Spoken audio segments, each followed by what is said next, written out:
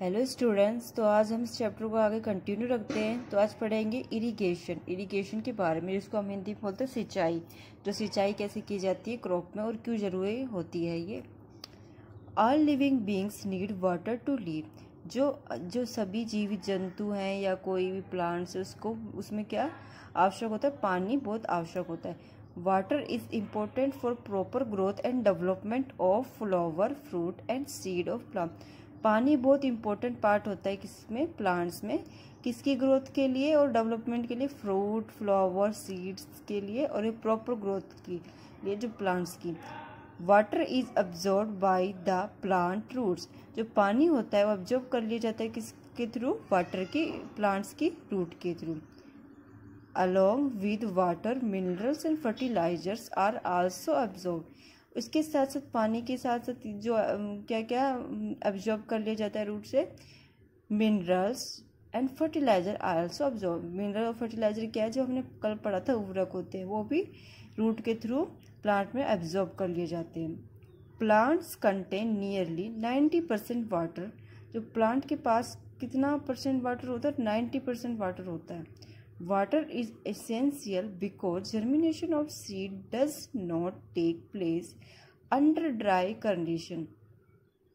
पानी बहुत आवश्यक होता है, इनिशियल मतलब आवश्यक है, क्योंकि जर्मिनेशन ऑफ सीड, जो बीजों का अंकुरण है वो does not place under the dry condition. जो बीजों का अंकुरण है, जर्मिनेशन है, वो ड्राई कंडीशन में नहीं हो सकता, मतलब बिना पानी के नहीं हो सकता है। आगे देखिए, nutrition dissolve in water get transported to each part of plant. जो न्यूट्रिशन होते हैं वो डिजॉल्व हो जाते हैं पानी के थ्रू, किसमें, transported to each part of plant. जो पानी में डिजॉल्व हो जाएंगे जिससे वो ट्रांसपोर्ट कर लिए जाएंगे जितने प्लांट्स के पार्ट है उसमें। ट्रांसपोर्टेड मतलब एक स्थान से दूसरे स्थान पर ट्रांसफर कर दिया उसको। Water also protects the crop from both frost and hot air current. जो पानी होता है प्रोटेक्ट करता है फसलों को, किससे, बाहर की एक गर्म एयर आती है जिससे, और उसको बचाता है। To maintain the moisture of the soil for healthy crop growth. और मेंटेन करके रखता है किसको, मॉइस्चर बनाए रखता है, उसको नमी बनाए रखता है मिट्टी में, जिससे कि हेल्दी क्रॉप की ग्रोथ हो। Field have to be watered regularly. जिससे कि जो फील्ड में उस रेगुलर रूप से पानी देना जरूरी होता है।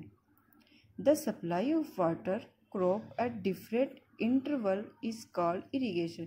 जो सप्लाई होती है पानी की, जो फसलों में दी जाती है, वो क्या कहलाती है, इरिगेशन। वो क्या कहलाती है, सिंचाई कहलाती है। और ये कितने अलग अलग प्रकार से गैप कर करके दी जाती है उनको, इंटरवल्स मतलब कुछ ब्रेक में थोड़े थोड़े दिन बाद दिन को दी जाती है। The times and frequency of irrigation varies from crop to crop, soil to soil and season to season. जो टाइम्स होती है, फ्रीक्वेंसी, आवृत्ति होती है इरिगेशन की, वे कैसी होती है, जो आवृत्ति होती है फ्रीक्वेंशन की वो कैसी होती है, सॉइल टू सॉइल होगी, क्रॉप टू क्रॉप होगी, सीजन टू सीजन होगी। In summer, the frequency of watering is higher. Why it's so? Could it be due to the increased rate of evaporation? Evaporation बोलते हैं भाप को, of water from the soil and the leaves. तो यहाँ बता रहे हैं कि जो समर के दिनों में क्वेश्चन कर रहे हैं, यहाँ पे समर के दिनों में जो फ्रीक्वेंसी होती है वाइट पानी की वो बहुत अधिक होती है। क्यों होती है, क्या उनमें इवेपोरेशन की रेट हाई होती है जिससे तो इसमें आंसर आएगा yes, it is due to this factor. इस कारण से, इस द्वारा ये फैक्टर प्रेजेंट होता है, इस कारण फ्रीक्वेंसी किसी वाटर की हाई होती है गर्मियों के दिनों में। I am very careful this year about watering the plants. Last summer my plants dried up and die. तो इसमें ये बता रहा है, जो कह रहा है कि अब तो मैं बहुत केयरफुल रहूँगा अपने प्लांट्स को लेकर। इन गर्मियों के दिनों में उनको टाइम टू टाइम वाटरिंग करनी ज़रूरी रहती है, तो मैं करूँगा, क्योंकि वो गर्मियों के दिनों में ड्राई हो जाते हैं प्लांट्स, जिससे उनको प्लांट्स की रूट को एक अच्छा पानी नहीं मिल पाएगा, तो जिससे वे अच्छी तरह ग्रोथ नहीं कर पाएंगे और ड्राई रहेंगे और सूख के मर जाएंगे। सोर्सेस ऑफ इरिगेशन, जो कौन कौन से ऐसे सोर्स है इरिगेशन के जो बताएं इसमें। The sources of irrigation are well, tubewell, ponds, lake, river, dam and canal. तो इन सोर्सों के थ्रू क्या हो जाती है, इरिगेशन की प्रोसेस होती है, किसमें, वो खेतों में, हमारे फील्ड में, क्रॉप प्रोडक्शन के थ्रू। तो इसमें आपको बताया गया जैसे वेल कुएं के थ्रू भी होती है, ट्यूबवेल के थ्रू भी होती है, पॉन्ड्स किसको बोलते हैं, तालाब, लेक, झीलें, नदियाँ, कैनाल्स, इनके थ्रू होती है। ट्रेडिशनल मेथड ऑफ इरिगेशन, जिस ट्रेडिशनल मेथड कौन सा, जो प्राचीन काल में जो मेथड यूज होता है वो कौन सा है, the water available in well, lakes and canal in lifted up by different method is in different region. तो जो पानी होता है वो कहाँ से अवेलेबल होता है, हम जानते हैं वेल से, मतलब कि कुओं से, ज़्यादातर कुएं के थ्रू ही हो रही है ना यहाँ पे, लेक, झीलों से या कैनाल से, is lifted by different method of different reasons. आगे देखते हैं हम। For taking it the field, cattle और human labour is use in this method. जो जो इंसान होते हैं और लेबर करते हैं वो क्या इस मेथड को यूज करते हैं। So this method are cheaper but less effective. The various traditional way are moat, chain pump, dhekli and rahat. ठीक है, तो इसमें देखो ये इंसानों की सबसे ज़्यादा इजी मेथड कौन सा होता है, यही होता है, वेल के थ्रू ही पानी डालते हैं, जिससे ये सो कर रखे आपका कुएं के थ्रू निकाल के, बहुत इजी होता है, आसानी से हो जाता है, ट्रेडिशनल मेथड है। और इसके ट्रेडिशनल वे और अलग अलग वे भी हैं, जैसे देखिए मोट है, पुली सिस्टम प्रेजेंट है जैसे, और दूसरा है चैन पंप। यहाँ पे देखो चैन के थ्रू ऐसे पाइप लगा रखे हैं, यहाँ पे मशीन लगा रखी है, इसके थ्रू वाटरिंग की जा रही है क्रॉप में। इसमें और सेकंड दिखा रहा है ढेकली, इसमें क्या कर रखा है ट्रेडिशनल में, यहाँ पर लकड़ी लगा रखी है, यहाँ पत्थर रख रखा है जैसे, और यहाँ पे बाल्टी लगा इसके अंदर लटका रखी है, और ये भरता जाएगा और फिर इसको निकाल के उसमें डालता जाएगा। ये मेथड यूज़ कर रहे हैं। तो ये सारा मेथड किसके थ्रू हो रहा है, कुएं के थ्रू हो रहा है ना, वेल के थ्रू। नेक्स्ट देखिए, pumps are commonly use for lifting water, diesel, biogas, electricity and solar energy is used.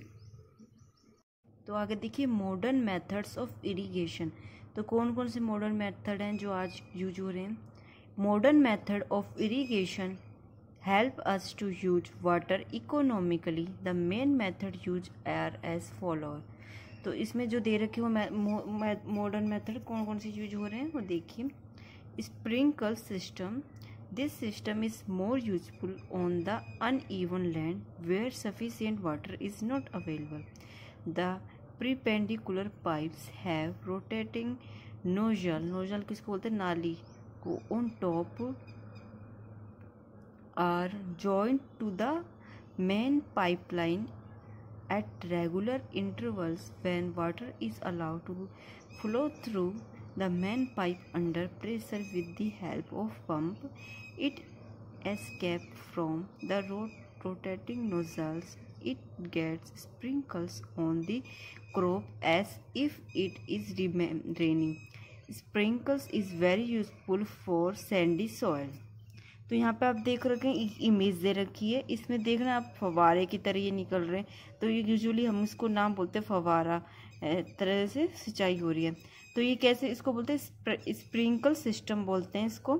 इसमें क्या बताया गया कि परपेंडिकुलर पाइप्स होते हैं और इनके टॉप पर क्या रोटेटिंग नोजल प्रेजेंट होंगी, और वो पाइपलाइन में क्या आएंगे रेगुलर, और उससे वाटर निकलता रहेगा। जैसे बारिश की बूंदें होती है ना, रेनिंग, ऐसे ऐसे पानी निकलेगा जिससे हर एक प्लांट्स को वाटर पहुंचेगा अच्छी तरीके से, और मिट्टी के लिए बहुत यूजफुल होता है। नेक्स्ट देखिए आपका drip system. It is the system the water falls drop by drop just at the position of the root, so it is called drip system. It is the best technique for watering fruits, plants, gardens and tree। The system provides water to plants drop by drop. Water is not waste at all. It is boon in regions where availability of water is poor. तो यहाँ पे जो image दिखा रहा है कि वो किसकी ड्रिप सिस्टम की, इसमें क्या होता तो इसमें क्या बताया गया कि ड्रिप सिस्टम इसको पोजीशन कहाँ होती है, रूट के स्थान पर होती है। जैसे आपको दिखा रहा है इमेज में ऐसे नीचे ज़मीन पर बिछी हुई है ऐसी पाइप सी लाइन है। तो इसमें जो पोजीशन होती है रूट की हो जाती है, तो इसको क्या बोलते हैं ड्रिप बोलते हैं, क्योंकि ज़मीन से भिड़ी हुई है, रूट के पास नज़दीक रहती है। तो ये पाइप लाइन से क्या होता है, पानी निकलता रहता है। तो is the best technique of watering fruits plants and garden and tree. तो ये बेस्ट टेक्निक होती है क्योंकि यहाँ से पानी जाता रहेगा रूट में आसानी से। Provide this plant drop by drop. Water is not wasted at all. इससे क्या होता है, पानी वेस्ट भी नहीं होगा और क्या होगा, सबको अच्छी तरह पानी मिलेगा। नेक्स्ट देखते हैं आपका protection from woods.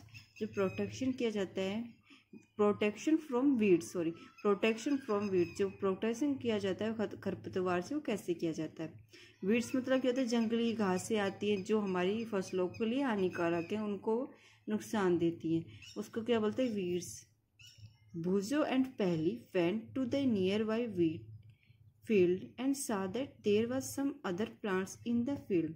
Have these are अब इसमें पूछ रहा है कि बुजो और जो पहली है ना, वो अपने गांव के किसी पास में गए थे फील्ड में। तो उन्होंने देखा कि जो उसके जो प्लांट्स में, जो गेहूं के खेत में क्या है, बहुत सारे अदर्स प्लांट भी उग रहे हैं।